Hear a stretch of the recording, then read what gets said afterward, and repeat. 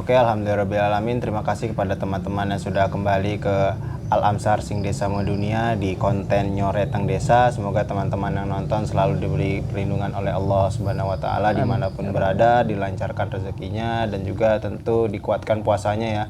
Karena ini tuh video udah masuk 10 hari kedua ya Mas. Betul, ya? 10 hari kedua, Masya Allah sekali ya. Semoga kita bisa ketemu Suhaul hari ketiga dan ketemu lagi nanti di Ramadan tahun depan ya Mas. Amin. Amin ya rabbal alamin. Mas, Nanta mau nanya-nanya tentang sholat nih Mas. Sholat. Iya.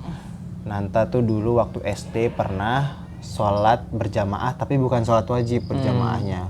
Ingat banget sholat di depan sekolah waktu itu sholat duha. Sholat duhanya berjamaah. Ya Nanta dulu nggak tahu ya Mas, sholatnya ya sholat aja, namanya juga anak kecil ya ikut-ikut aja gitu kan, percaya. Tapi setelah dewasa, ya belum dewasa amat sih Mas ya. Setelah besar gitu ya, bertanya-tanya juga sih, memang sholat sunnah tuh boleh berjamaah ya Mas, khususnya duha sama tahajud Mas. Tahajud, gitu. iya. Duha sama tahajud. Kalau tarawih kan ya udah umum lah ya, itu kan betul, udah banyak. Tapi kalau duha sama tahajud tuh gimana Mas? Apakah boleh juga atau ada hukum lainnya? Iya baik, terima kasih Mas Nanta. Ya, pertanyaan yang bagus sekali. Kaitannya dengan sholat sunnah itu memang ada yang disyariatkan untuk berjamaah, ada juga yang disyariatkan tata caranya untuk dilakukan sendiri. Ya, contoh yang berjamaah itu sholat id, ya, sholat tarawih, sholat istisqa dan lain sebagainya. Dan yang sholat sunnah yang dianjurkan untuk dilaksanakan sendiri, ya, secara individu itu seperti sholat sunnah rawatib, ya, qobliyah ba'diyah, ya, terus sholat duha, sholat tahajud, ya. Lalu mungkin muncul pertanyaan, bagaimana hukumnya, ya, sholat sunnah yang dianjurkan dilakukan sendiri, itu dilaksanakan secara berjamaah. Misal tadi contohnya sholat duha kalau dilakukan secara berjamaah sah tidak? Kalau berbicara sah tidaknya, sah-sah saja selagi tidak meninggalkan syarat dan rukunnya sholat, ya. Namun ketika ada sholat sunnah yang dianjurkan untuk dikerjakan secara sendiri tapi dilakukan untuk berjamaah, ya, maka sholat sunnahnya sah, ya, tapi tidak mendapatkan pahala jamaah. Berarti kasusnya Mas Nanta, ya, sholat duhanya sah, ya, tapi tidak mendapatkan pahala berjamaah karena sholat duha itu dianjurkan untuk dilakukan sendiri, ya. Begitupun juga tahajud, ya, sama, ya. Nah itu kaitannya dengan sholat sunnah yang dikerjakan sendiri.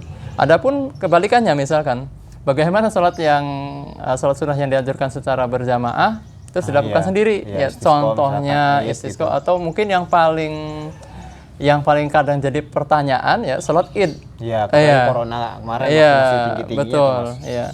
Atau mungkin yang hampir tiap tahun kan rata-rata, ya, mungkin sebagian besar ibu-ibu, ya, yang repot dengan masakannya, ya, kadang milih, pilih masakan atau pilih sholat id gitu tuh. Nah, kalau misalkan tidak sempat untuk sholat id di masjid, ya, atau di tempat yang sudah ditentukan, ya, maka kita boleh sholat id di rumah, ya, dilakukan secara sendiri, ya, nggak apa-apa. Boleh-boleh saja. Tapi tetap rukunnya 7. Iya, tetap 5 takbir itu. Ya, yang tuma itu, takbir yang pertama itu, yang kedua 5, ya, disingkat tuma. Iya. Biar mudah diingat. Iya. Oke, itu aja berarti ya Mas ya.